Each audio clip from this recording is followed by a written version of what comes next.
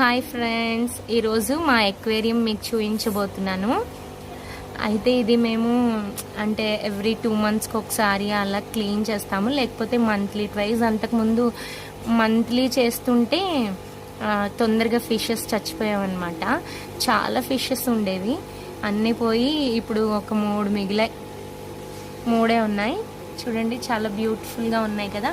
అయితే నేను ఒకసారి ఒక చిన్న న్యూస్ విన్నాను అనమాట. చిలకడ దుంప పెడితే కొంచెం వాటర్ ఫ్రెష్గా ఉంటాయి, రీఫ్రెష్ అయినట్టు ఉంటుంది, వాటికి కూడా కొంచెం ఒక డిఫరెంట్ ఫీల్ ఉంటుంది అని విన్నాను.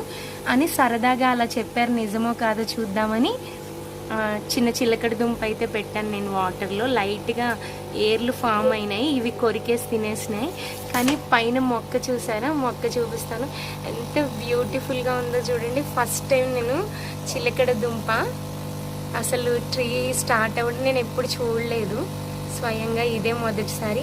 ఎక్వేరియంలో పెడితే కూడా ఇంత బ్యూటిఫుల్గా వస్తుందా అనేది నాకు అర్థం కాలేదు. ఒక్కసారి మా బాబు తీసి చూపిస్తాడు.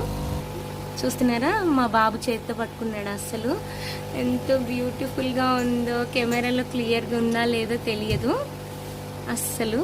ఇది కూడా ఎంత బాగుందో. అలాగే దీన్ని మేము ఇలా చిన్న ఐరన్ పీస్కి కనెక్ట్ చేసామన్నమాట, చూసారు కదా. అయితే ఇలా చిన్న మొక్క ఎంత బాగుందో అసలు. లీఫ్ చూసారా, రెడ్ కలర్ ఎంత బాగుందో లీఫ్. ఒక్క నిమిషం, చాలా బాగుంది.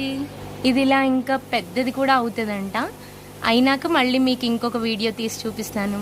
సరే ఫ్రెండ్స్, ఉంటాను మరి, బాయ్ బాయ్. అలాగే మా చిన్న ఎక్వేరియంలో చిన్న ఫిష్ పిల్ల ఉంది, అది కూడా చూపిస్తాను.